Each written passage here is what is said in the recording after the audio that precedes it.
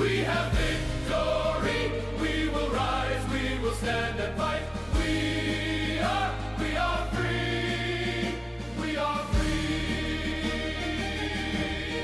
Fight. From the forges to the fields of gold, from the rivers to the northern cold, our hearts are bound, our flames the same. Haskaria, Eternal name. Let the banners blaze, let the guild bells ring. Every hand and heart to the realm we bring. Through trial, toil, and sacred flame, we rise united, one and the same. This is who we are Haskaria. We hold our liberty, we are free. We have victory, we will rise, we will stand and fight. We are free, we are free.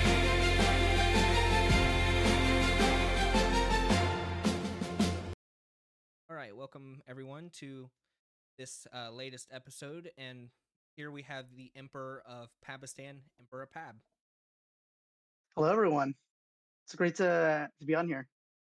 Today we're just going to do a interview with the Emperor, and yeah, he's going to tell us about our nation. So enjoy. My first question is: Pabistan was first established late 2020 and initially existed only on a private Minecraft server you ran with friends. What inspired you, Emperor? Is it Julian Pabon? Emperor Pab, you can call me whatever. Yeah. Okay. And co-founder Cynthia Shaw Yes.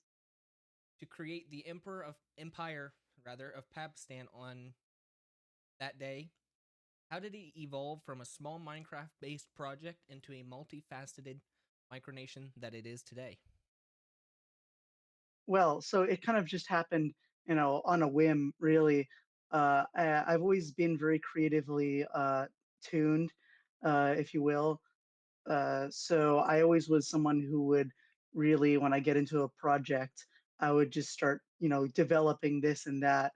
And as we got more and more people on the server, we started developing more lore and more just history.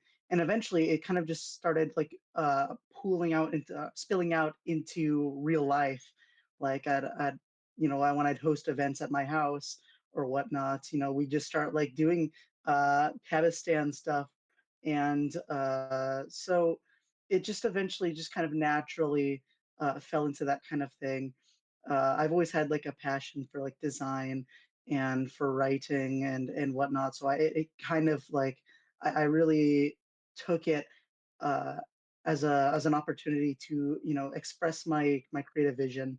Did a lot of the Minecraft stuff help develop the, I guess, culture of Pabistan? Absolutely. I'd say it's even now it's still very integral to how we might otherwise do things and what we believe. How we organize ourselves. We usually we try and reflect it in our art, in our passions, and in that same way that other civilizations would do that. We kind of do that in how we express ourselves in Minecraft. So I believe that it is still very key to the existence of the empire. And of course, a lot of us are in the empire very creative minded and have our own different artistic pursuits. But I think this is like the key, or the I'd say like the definitive artistic expression of our people. Yes, I've seen much of your artistic creativity with Minecraft. The Empire of Pabistan is comprised of 8 provinces, right? Uh, it has changed over the years. It's kind of like it's funny because it's a very like tricky situation. Uh, the over time the it provinces, like, we kind of reorganize things uh somewhat often. If I pull up the map right now, because it's a bit of a complex thing in that we both tie it to like but we also kind of, again, playing back into that, into the Minecraft aspect of it. We also like to try and recreate them in the game too. I believe there's right now like I would say four that are officially designated as provinces with senatorial representation, but there are several other core territories um, that are otherwise important and integral to the empire. Are those the four that were formerly independent micronations? I don't think there's. I think so. There's only one that was an independent micronation. Uh, However, I think the rest were just kind of. I wouldn't say it like. I would say that they are kind of creations of just organizing the nation. Um, how did you manage to unify all of these provinces under one imperial system? Can you describe Pakistan's governmental structure across the empire? Like, for instance, do provinces have autonomy or local leadership, and how are they represented in the central government? I know you mentioned a senate, so Yeah. Well, yeah, we do have a Senate, but overall, I'd say it's very top down. Uh, we do have like we have kind of like a bit of a cross between like a Republican and feudalish system. Uh, so you of course have your feudal titles, which you know just so happen to sometimes be delegated to senators, but that's besides the point. Uh, then we of course have senators who are uh, basically who who are, I wouldn't say appointed because generally they aren't appointed by me, but they're just kind of like an expression of whatever territory, decides to how, because they have a lot of freedom in selecting their senators. So it's sometimes you'll have like a system where it's like more more monarchic, where it'll be just like an inherited title, or sometimes it'll be like an elected title. But otherwise, we try and have one senator from every province, and they are the ones who will elect a president of the Senate. So we have a president as okay. well, kind of a somewhat parliamentarian with like a more Republican flair. But yeah, it's also a bit messy too sometimes because it has changed so much throughout its history. Like very early on, there was basically no organization. It was just like four people just kind of doing whatever. And then we brought on a few more and more people, we just kind of like decided to wing it and then to do some minor restructurings. Like we had a period right after, I believe it was the Clan Wars. This is, I think, in 2022 it was, where we nearly had like a civil war, and we kind of afterwards we just kind of restructured the entire system. Uh, so while we try and like give a decent amount of autonomy to everyone, I think ultimately the authority does come from the top down, and the whole organization is very much held together top down. Pakistan's national symbols and imagery reflect a rich cultural mix. For example, your war flag harkens back to Spanish imperial heritage, and the imperial seal bears the a Christian chiro, right, uh, symbol to emphasize the nation's Christian nature. The coat of arms even represents the union of the Pabon and Big Ris Begiristan. okay, um, families.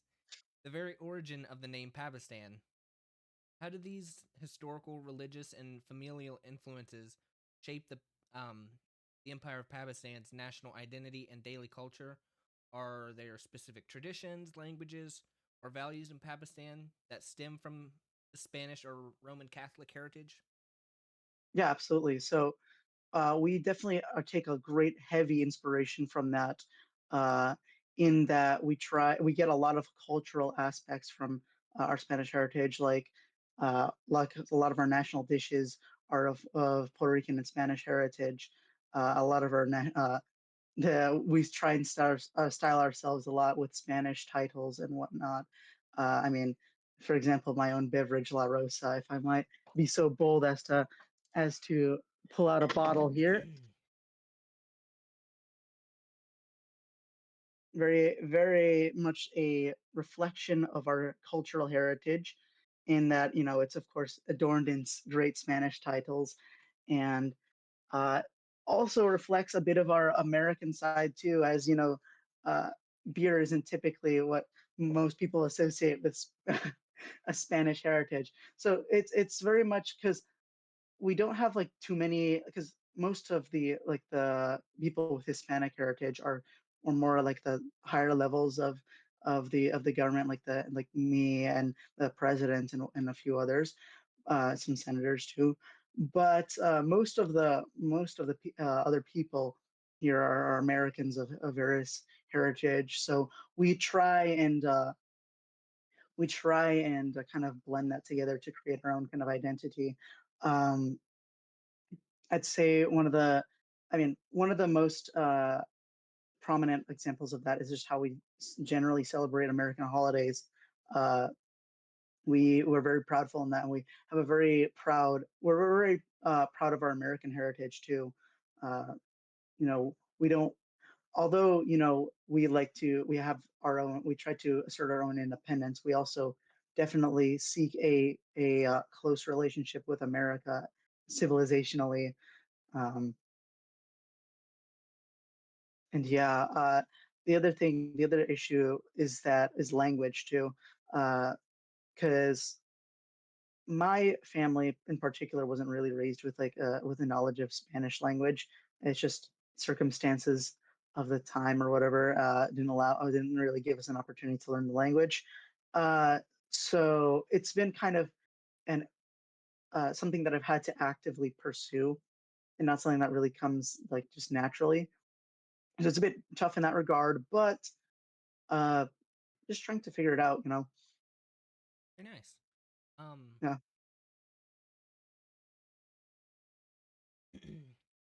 now, Pabistan uh, is an empire with an absolute monarchy at its head. Um, Yet it also features institutions like you said, the Senate and elected president of the Senate. Um, Yes. in fact, the emperor served as the first president of Pabistan, Yes. um, and even held an election to choose a second president in the September of 2024. Mhm. How do monarchy and democracy coexist in Pakistan's governance? What is the role of the president, the Senate under an emperor, and how have elections and citizen input been incorporated into your political system? We kind of spoke on this already, but you know, Yes. Oh, we can go back to it.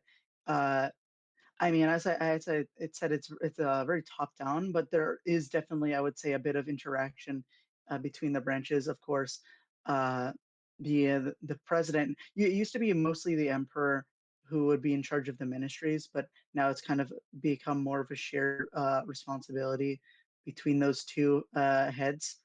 And while, of course, the emperor still maintains the distinct role as both head of state and head of government, the president definitely serves a very important role in the legislative process, and is very much so the elected representative of the entire nation to work with the emperor and to solve the nation's problems. Pakistan has developed its own economy with complete with a national currency, the PAB peso, which you have personally minted and distributed to citizens. You've also fostered businesses like PAB Enterprises and La Rosa Brewery.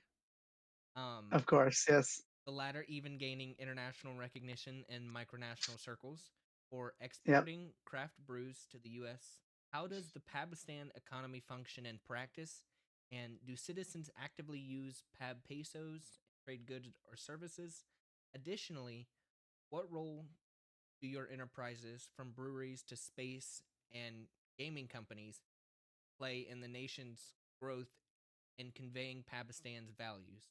For example, entrepreneurialism or self sufficiency. Well, yeah, on that note, yeah, absolutely.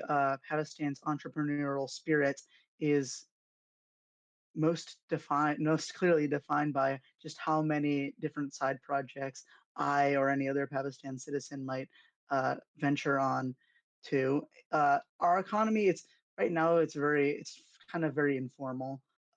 We don't really have a very strict setup. It's just a bit of a consequence of the resource constraints of our situation. But we usually just we try to work in, of course, U.S. dollars, but also in any special occasions we might use the pad peso. It is a bit of a struggle though because minting the coins has been bit of a slow process. It's been actually, to be honest, it has been a while since I've last minted them. It's just a bit of headaches and a bit of the machinery is has gone underutilized, so it's fallen out of maintenance. But we have been trying to figure it out for the most part. Uh, I'd say, we do barter things sometimes, like, I'll, beer for services or whatever. But it's very, very, very informal overall. Uh, the entrepreneurial spirit of Pakistan, though, is very, very, very key to how to our identity.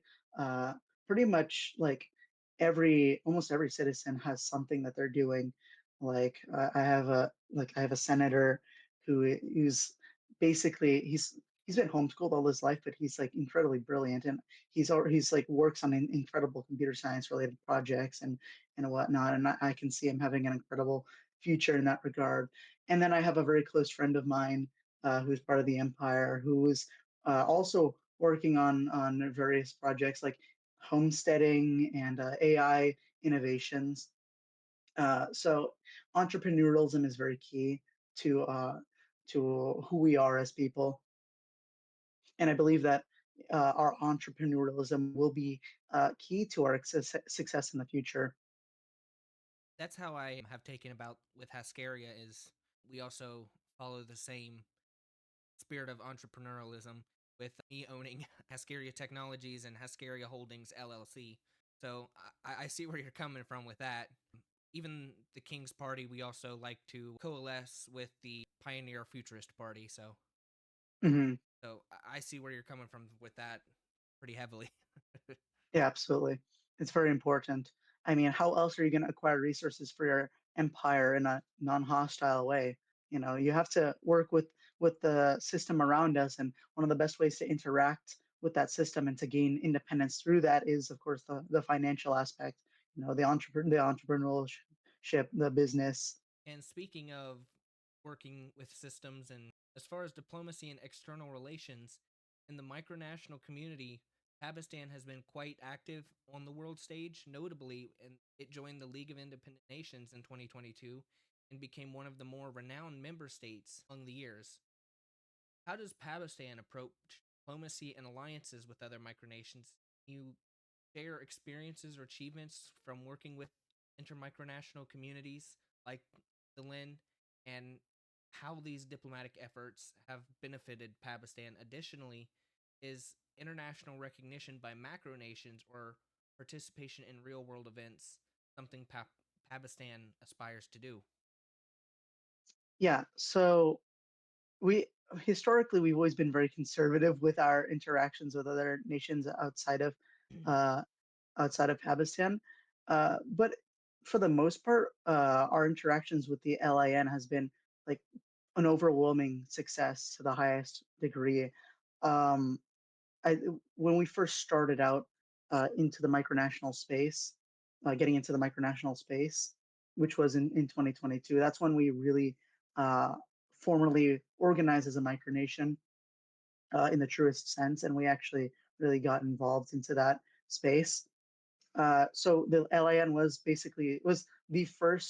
uh, the first organization that we joined, and also like the one that we've stuck to the longest, and the one that we've really seen the most potential in, because to be honest and realistic here, a lot of the micronational organizations are plagued with uh, with drama and with disorganization and with just not really having like an actual mission or having any kind of real like power or any kind of real influence.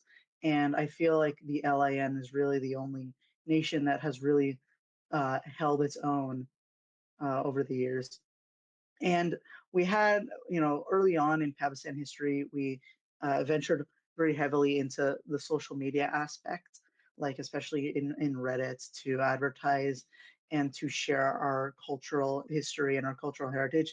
We've kind of taken a step back in recent times from that because we feel like it has been a bit of a unproductive endeavor, and we feel like, especially recently, the micronational community in uh, in those certain spaces has kind of degraded in quality. So we kind of try to although we've always very much limited our interactions with other nations, I feel like we've become even uh, more isolationist in recent years. With regard to greater macro nations, uh, we aren't like actively pursuing like a recognition from them because we believe that it is an unrealistic endeavor. However, we do look at the models of like Malaysia and and Slowjamistan as a basically as a blueprint to gain media recognition and to gain recognition culturally and socially, and we believe that is a more realistic and actually, frankly, the only real way to actually gain uh, recognition as a micronation. Something you mentioned, the degradation of the micronational community, pretty much as a whole, has been something that I have heard from numerous people in general. What would you say would be a great way to help kind of restore that previous quality that we once had in the micro? Well, the thing, I mean, from an entrepreneur's perspective, of course, uh, to get quality, you need to have better standards, right? So I believe that one of the key aspects to restoring the micronational community to one of higher quality is to be more, I wouldn't say gatekeeping, but be less likely to just to accept anyone with a flag they made in MS Paint and a constitution they wrote on a piece of paper, and maybe have less of these bedroom micronations, and have more in promote more micronations which actively try and pursue unique projects and actually and try to spread their influence. Uh, and I believe one of the greatest ways to do this is through just the media. Uh, Promoting micronationalism in a more proper way online is definitely a way to achieve this goal. And I know that he's very controversial, but the Emperor of Stomaria does, he in some ways he definitely reflects that. I'd say maybe he takes it to a bit too far of an extreme in the way he interacts with other micronations. But I believe that his model or some of his ideas are useful to look at. And I know that he is very much uh, criticized and disliked by a lot of the micronational community in some spaces, particularly in Reddit. And I don't think it's necessarily unjustified. However, I think the ways that he actually tries to apply standards to micronations before interacting with them is something that I believe is very is more needed than I think most people realize. Despite its small size, Pabistan has a structured military with the Army, Navy, Air Force, and even a space command. The Empire also has experienced its share of conflicts, such as the 12-Day War, in which Emperor Pab took command to put down Seriously, yes. Susi rebellion, and disputes involving province of Elysium. How important is military organization and defense to Pakistan's identity? Could you tell us about these conflicts and what impact they had on Pakistan's development, politics, and did these strengthen the empire's unity and military doctrine? Sure. Yeah. Actually, these are great questions. So to get onto the history of them, well, the 12-Day War was a very early, very extremely early conflict. Like this was an early, like we were founded in December 2020. This happened in January 2021. So this is a very this of course happened. This one happened in. There's a few of them which happened. Most of them happened in Minecraft. And we prefer to keep it that way because we think real micronational war is kind of useless and counterproductive, except unless for recreational purposes. But otherwise, in this circumstance, it was a bit of like it was a civil war, where the this guy was in charge. He's a former citizen of Pakistan now, but uh, he was in charge of a city, the city of Pesco Constanzo, and he basically wanted to secede and create his own state. And I did not allow that, so we had a bit of a civil war about through that. I think we had one battle, but we most for the most part we settled it afterwards in court, uh, which ended up in the creation of this of the Elysian state, uh, well, in the Duchy of Elysium. Uh, Afterwards, he was exiled to that to Elysium, but overall, that was I think that was probably one of the most fundamentally key uh, wars in Pakistan's history because I think it set a precedent and it set a pattern for a lot of the future conflicts, that they would be civil wars mostly, and that they would they tend to often follow they are followed by great political restructurings, right? So in the aftermath of that civil war, I actually like formalized the government in some ways. I don't think at the time, if I can't really remember that well, but I believe that we were working towards a constitution at the point, but I don't think we ever formalized one until much later. Um, so that also it was also impactful in that it created Elysium.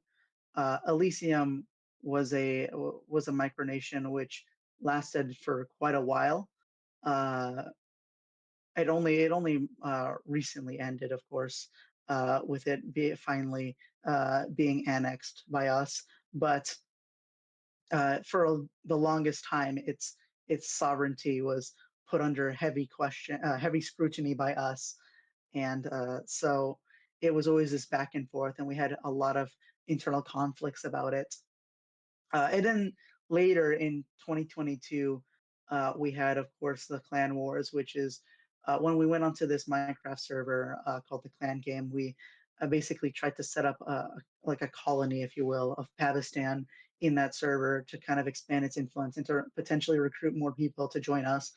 This is actually uh, the wars that happened here are basically what led to its full establishment as a micronation, because the wars were although they were very decisively Pabistan victories, there was in the aftermath, there was so much internal bickering amongst the people whom we had uh, recruited, and amongst people who we had assigned to this position or that position.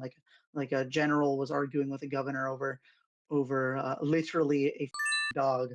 Sorry to swear, but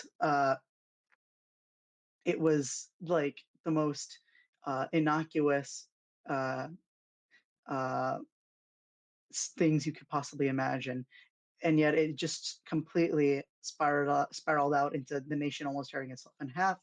So afterwards, I kind of completely decided to just take a step back and really think about what this project is, right?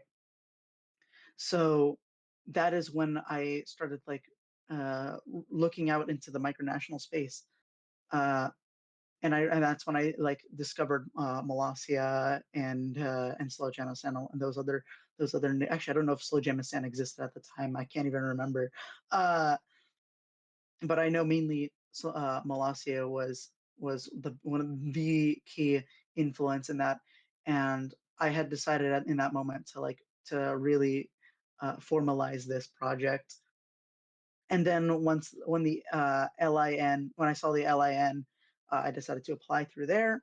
I I drafted up a constitution.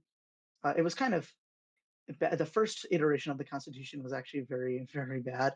It contained a lot of like larpy stuff, uh, which I later corrected in the now official version of the constitution, which you have with you, of course. Yeah, I saw that earlier.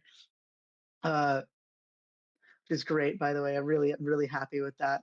Which is that also ties back to the entrepreneurialism. That is, of course, one way uh, we are spreading the word of Pabistan, and I mean, trying to actually venture out those kind of things. But yeah, so those two wars in particular were very crucial to the establishment of its structure of how our government is, and it's also interesting because it like looking back on it, I feel like it also was it showed a it I think it foreshadowed a lot of the drama and things that happened later in Pakistan. Like a lot of the actually, I would say three out of the four founders have long since left the project uh, as of last year, but for the most part, like a lot of the falling out I had with each of them individually, kind of stem back to things that happened uh, way earlier, and so it's very interesting to think about. And I haven't really like put like a lot of deep thought into it, but I mean, now I think it's a I'm trying to think that it's something I should probably look into a lot more because yeah, just thinking about that history is yeah. Is there anything you would have Uh, decisively have changed looking back? um, maybe just be more consistent about how we structure ourselves from the get-go, because I kind of just change things on a whim, really. Also, I think maybe uh, structuring like probably the government to have more like citizen and internal involvement from the beginning probably would have been more useful. Um, but aside from that, I don't really have too many major regrets. Honestly, I think the way it played out is just kind of how it is, and I think that overall it has allowed a very rich cultural history for our people. Okay, so this is going to be a fun question. So, one striking aspect of Pabistan is the blend of tongue in cheek humor with formal statecraft. For example, your government includes a Ministry of Correct Opinions alongside traditional ministries of war, treasury, etc., suggesting a bit of satire or parody in your nation building.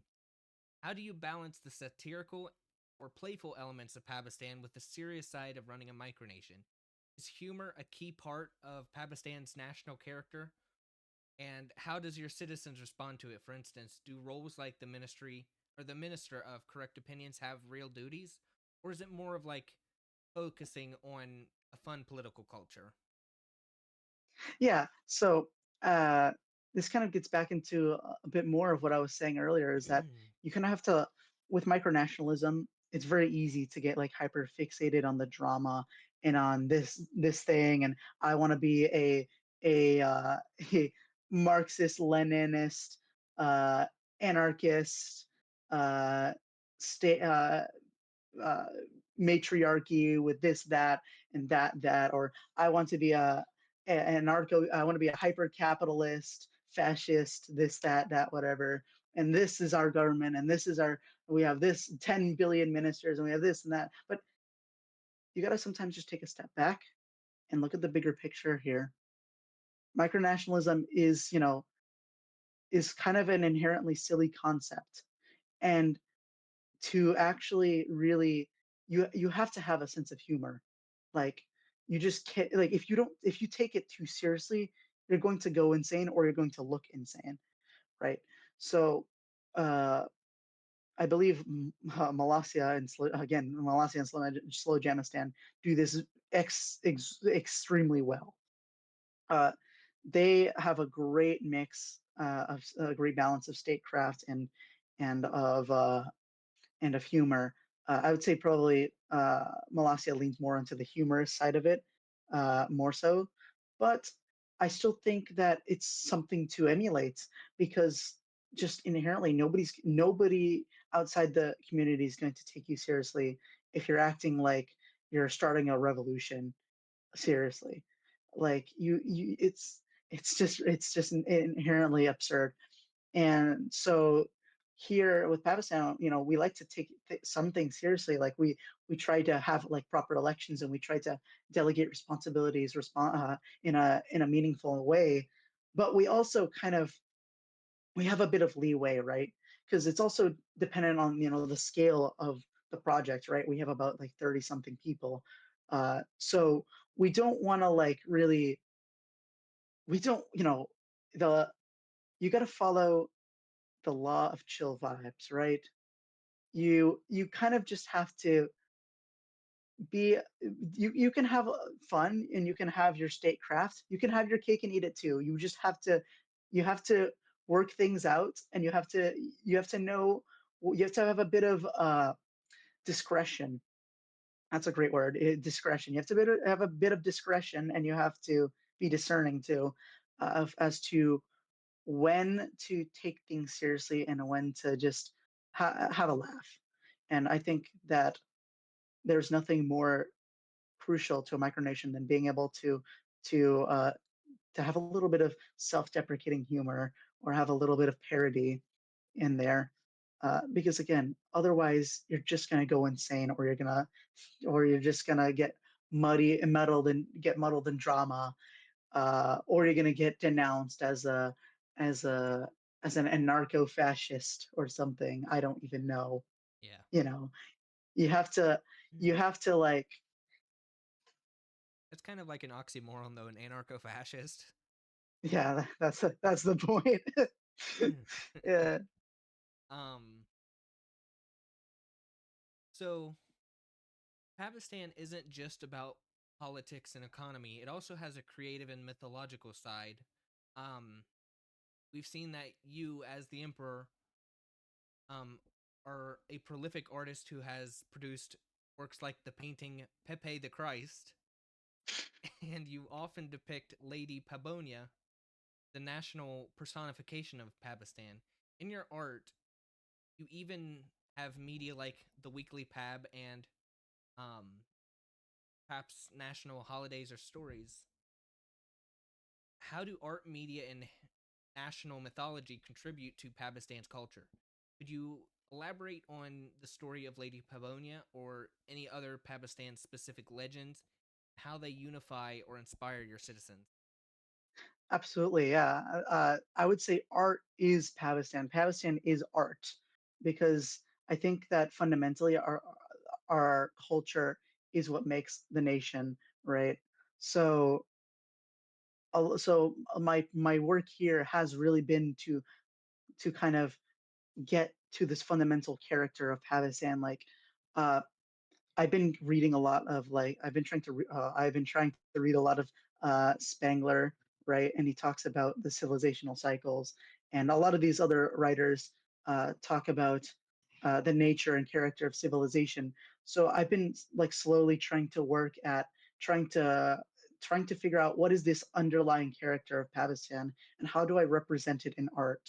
Like I'd say my most recent project that is yet to come is I'm writing an actual novel about like a basically like a mythologized history of Pakistan, because I think it's very important for a nation to have its own national legend. Like the Romans have the Aeneid, and of course the English have I believe have the name escapes my mind as I think of it. Um, well, the English have a lot of different national mythologies. The Spanish have Don Quixote and these kind of things. But so I think it's very important for Pakistan to create its own national mythos, not only as a way to just uh, tell a story, but also to really get at the my underlying political philosophy and to kind of highlight what is it that I want to do with this, right? And like this is most I'd say that the national personification aspect is also very important because I believe it's great to represent. This is actually kind of a lost art in my opinion. Like it used to be very prominent uh, in the early 1900s, in the late 1800s, but it kind of disappeared after the World Wars. And I believe that the national personification really is a great representation of the spirit of the nation, and to and the ones that do that the ones that have survived like Lady Liberty or Uncle Sam are in Britannia are very useful uh, glorifications of the state in a very and not just of the state but of the nation uh, in a very very interesting way. So I think that recreating that is also very important to for national pride and just to create like uh, a sense of prowess and a sense of of unity. Some may ask what the purpose of a national pride would be. There are those who would ask, what would a person, why would a person need pride in their nation, and why not just be able to live in their Well, if you don't nation? have pride in your nation, you don't contribute to your nation. If you don't contribute to your nation, and if nobody contributes to the nation, then there's no nation, right?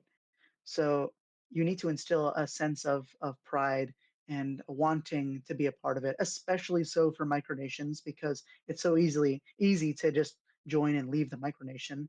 You know, if you don't instill like a strong sense of yeah, we are this, right? We are Pabs and we're proud, right? Then otherwise it just the project falls apart.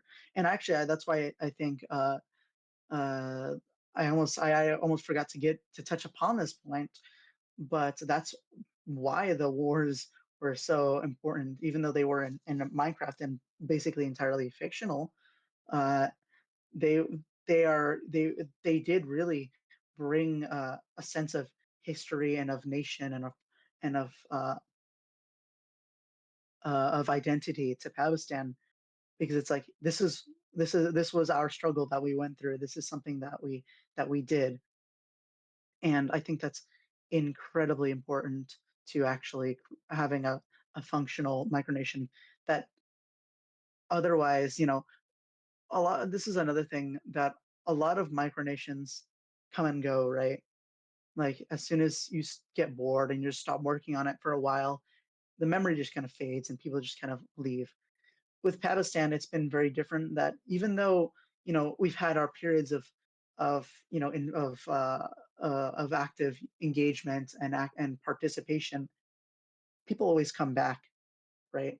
Because because no matter what, it's still gonna we still try and ensure that it exists absent of people actively really of putting too much effort into it. Like I want it to be something that passively exists that people think about on a subconscious level and really try to identify that they actually eventually identify with more strongly.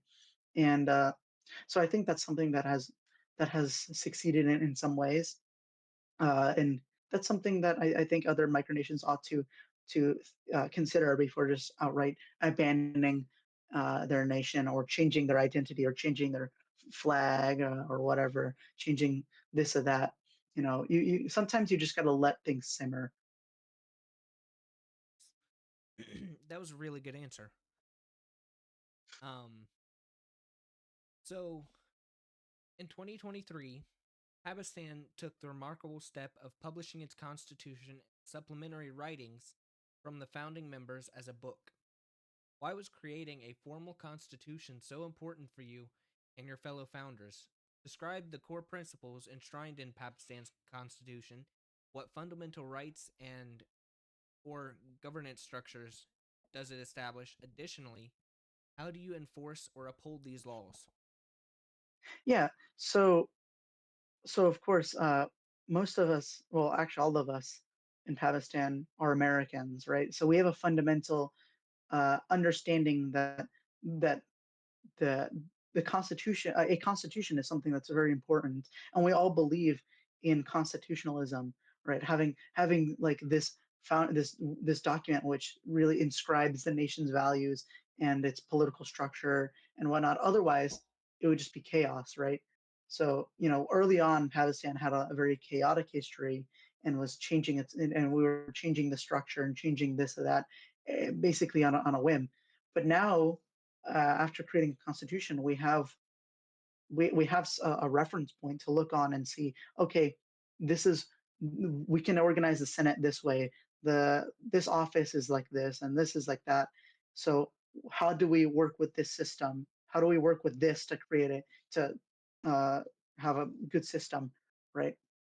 So uh, constitutionalism is very important for us, and I also believe that these laws and the whole constitution is a representation of of our our collective political philosophy, right? So uh, otherwise, people wouldn't join, right? If they don't agree with the way the government is structured, they wouldn't join. So the government is very much a representation of what we believe would be good governance and what is an ideal model to look towards. And there's also aspects of it which are consequences of it the way it was created, right? So like there's like certain amendments that we had repealed because we were originally going to have like a House of Lords, right? And that was something that we were going to create because we had like a bit of a uh, at the time it was like an informal nobility structure, and we were going to more solidify it. But at some point we decided that it just wasn't like that we don't really have the people for it, right? So we just slashed that completely, in favor of having a more properly structured Senate with like a president who could appeal directly to the emperor.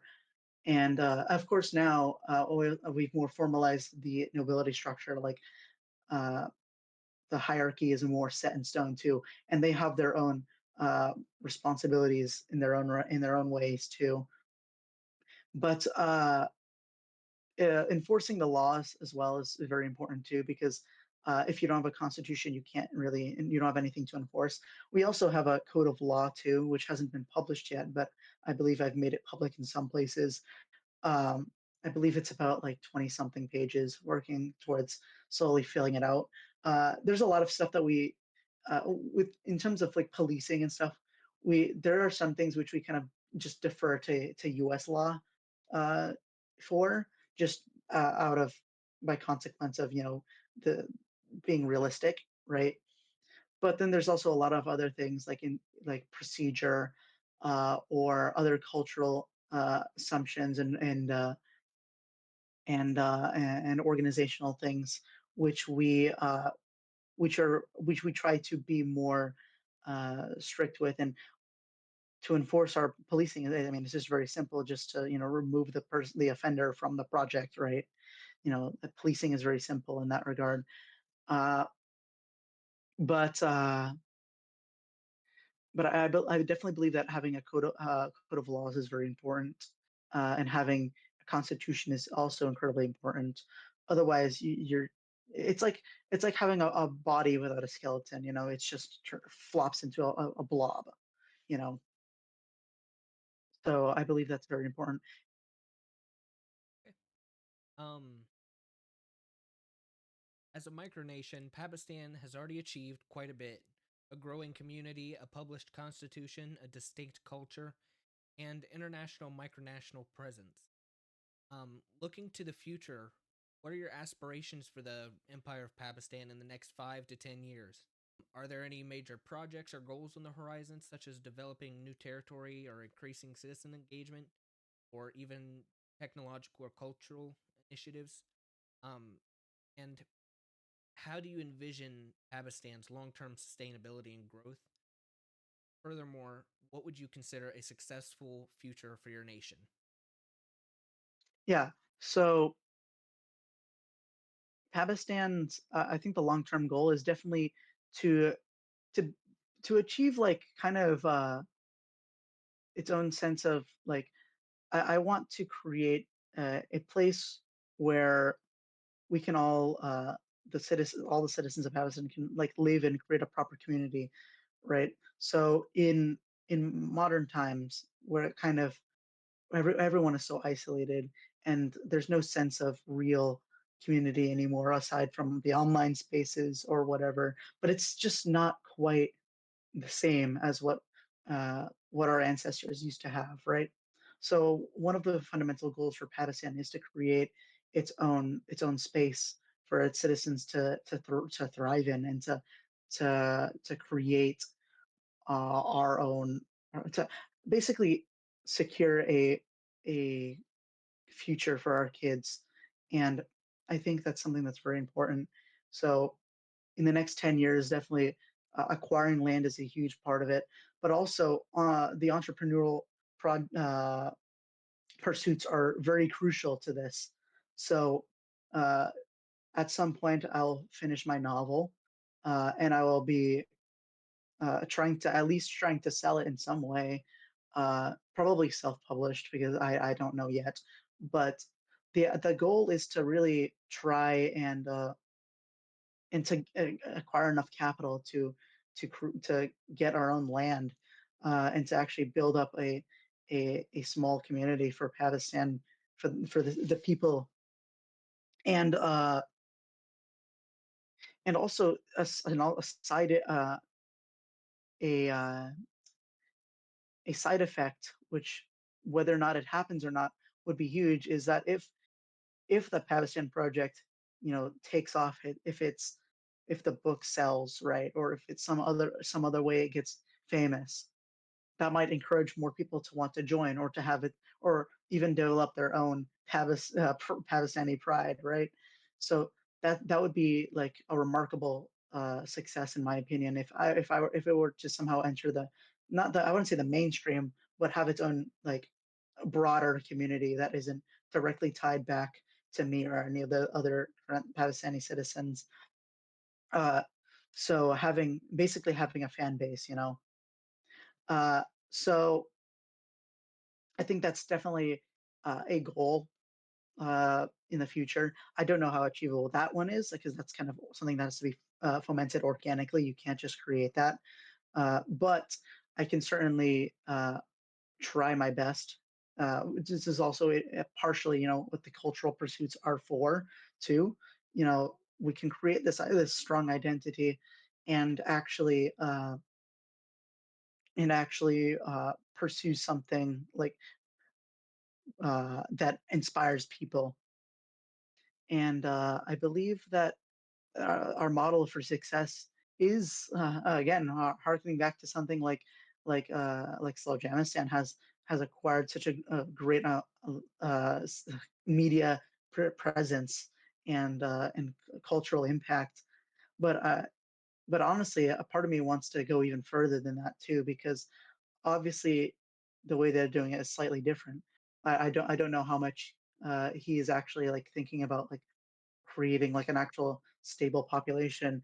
For me, that's something like I'm very much keen on achieving, is that uh, creating like this actual nation, uh, which is to say that creating this basically creating a tribe. Uh, that is kind of the goal here, to establish a tribe and to have a single geographic location where we can all inhabit and have this shared and then not only have this shared history and cultural assumptions and worldview in the uh, in the philosophical sense that we all believe in the same God. This is something that's very important for the future of Pakistan. uh, especially because we're going to be. And I personally believe that we're in the winter of of our current civilization. I believe that we're going to enter some really tough times soon, and so I think that one of the most steadfast uh, forms of security against that is to create your own tribe and to create your own community and to actually uh, foster something meaningful in that regard.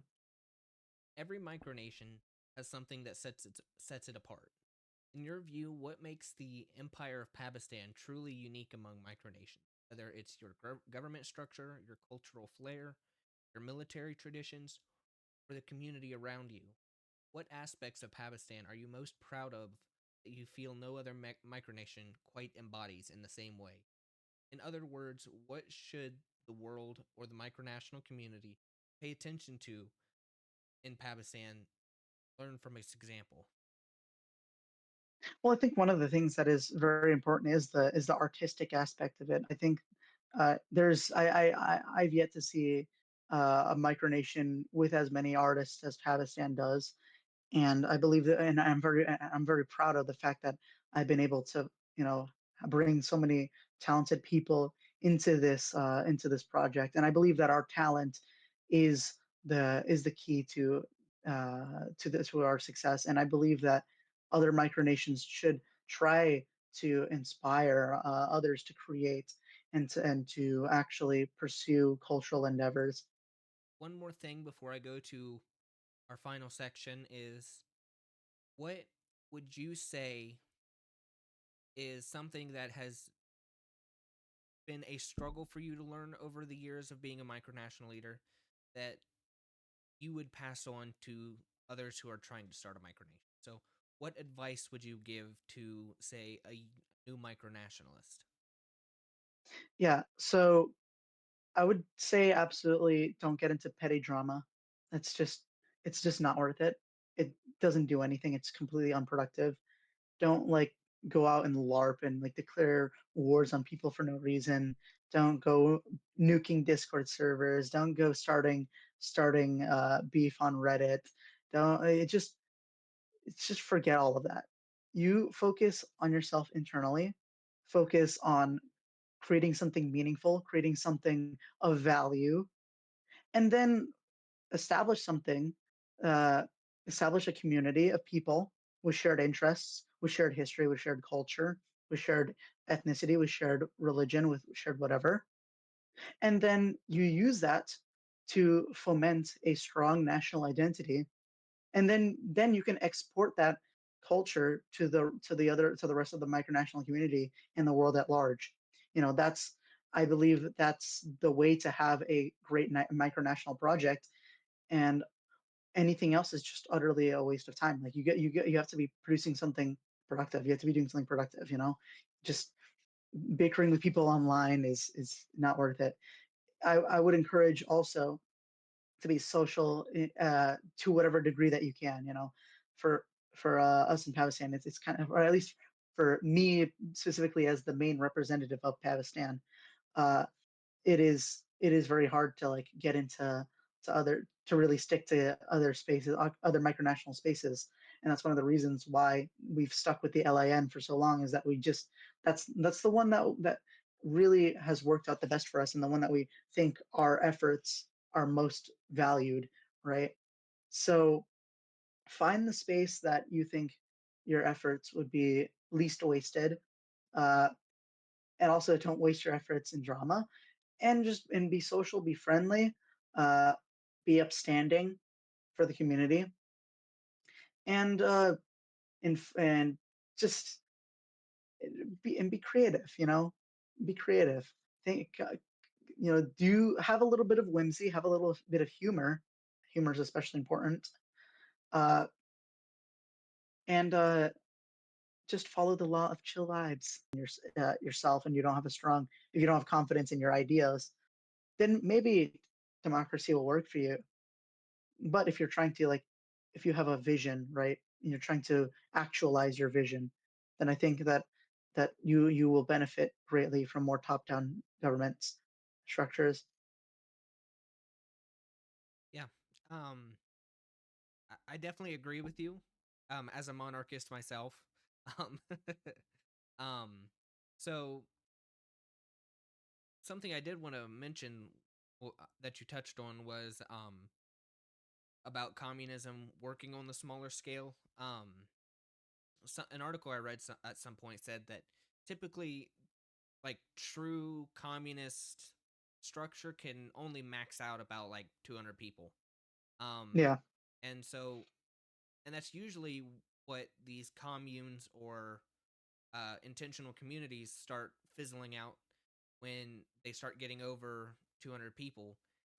well, and I think that's very interesting because I think I don't remember the name of it, but it's like there's a specific number of direct like interpersonal like relationships one person can have at a time. It's like, and I think it's like about 250 or something, and because that's about the average size of what most villages have been throughout like the 200,000 years of human history, right? Uh, so they basically maxed out at that size, and I think that's what we're biologically hardwired to, is having these smaller communities, uh, these smaller, very interconnected communities. And when you have that, you have this very small, high trust community. You can basically achieve any form of governance, including communism and democracy or whatever. But it is because it is so high trust and so stable that you have a lot of, you can very easily manage problems. You're very adaptable. And yeah, so and that's what um to an extent what Haskaria is going to do when we get our land, when we develop our start with our land. We're going to have like a communal kitchen. People will have their own houses that they can uh invest into. And they can do whatever they want with their houses and their land area. But um I would say I lean more into the tribal side of an idea, like a more of like a tribal communism kind of thing. Like Hmm. in the way of like how tribes would get together, they have their functions and they have their jobs, and they all reap the reward from doing their part at that Yeah. scale. But once we start getting bigger, maybe once we get a second piece of land, if we ever get a second piece of land, then maybe we can start kind of incorporating more and more and more of the actual system. Because Hmm. by that point, we're going to start getting into layers of complexity that communism just can't withstand. Yeah. And also I was just thinking about this, is that uh to think about like the Greek polis, the structure of the city state, right?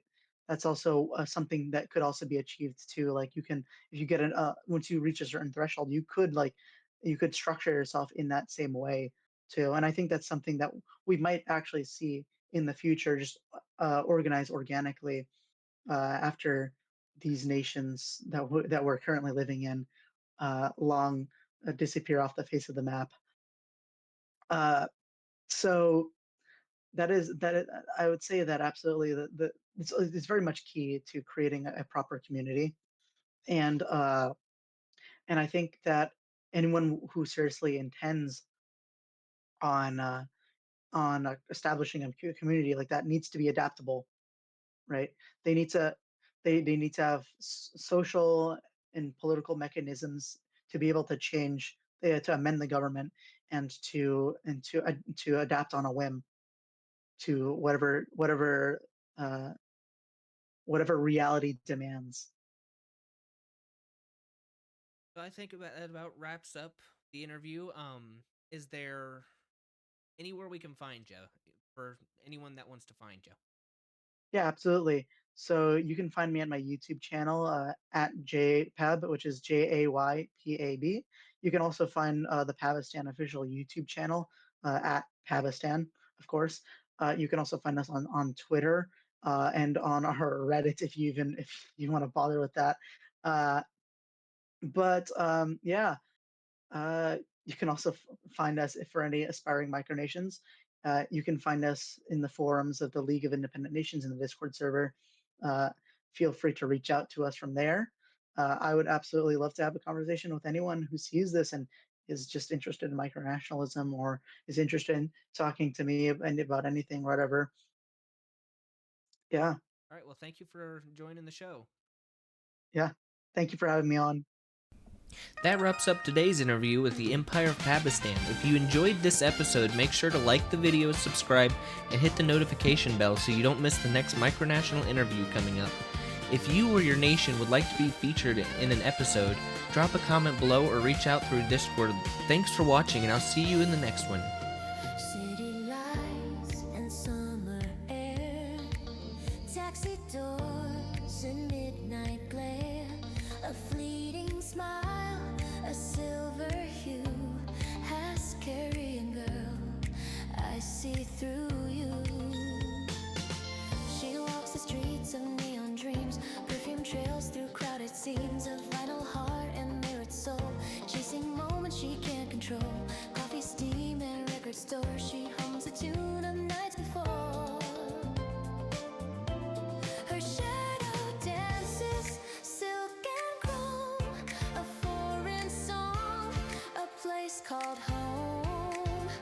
Every glance a fading light, lost between the day and night.